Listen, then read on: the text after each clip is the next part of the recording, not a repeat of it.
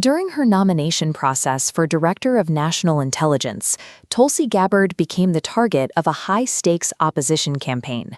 Central to the campaign was a report in the New York Times, which used classified information to suggest she was tied to Russian interests.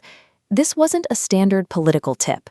The report relied on a National Security Agency intercept gathered during her overseas travel to Syria, some of the most sensitive data in the U.S. intelligence community. Leaking raw NSA intercepts is a federal crime, yet even as suspicion fell on the Senate Intelligence Committee and its staff, no immediate criminal probe followed the disclosure. That lack of activity changed a few weeks ago, following the appointment of Kash Patel as the new director of the FBI. Patel moved to fill the investigative void, treating the leak not as a standard D.C. rumor, but an active criminal case with a clear target. The chain of custody begins with the NSA, which legally collected raw, classified intercept data regarding Gabbard's foreign travel. That data followed a secure, authorized path to the Senate Intelligence Committee, where lawmakers use such material for their oversight duties. But a year ago, that security was breached. Instead of staying within the committee's secure rooms, the information was diverted to the media. The NSA detected the breach quickly. Last summer, the agency issued a formal criminal referral to the FBI, requesting an investigation into the leak. However, that referral stalled. It was held at a middle management level and never reached the FBI director's office, effectively keeping the investigation dormant for months.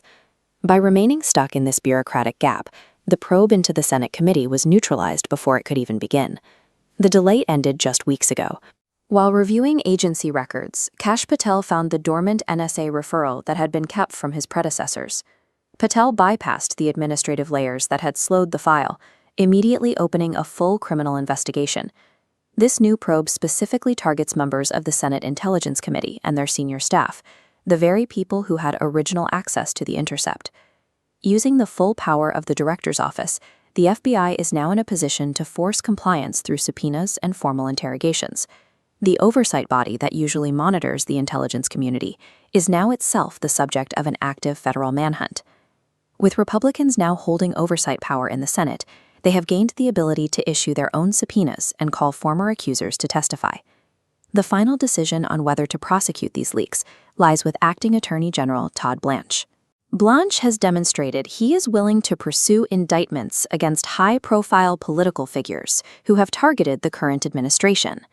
This investigation is part of a broader legal push, including a grand conspiracy case currently taking shape in Florida.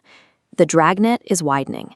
Even former CIA Director John Brennan has been identified as a potential target in this larger accountability effort. These combined investigations signal a shift in the Justice Department. When intelligence is used for political gain, those involved now face the very real threat of a federal indictment.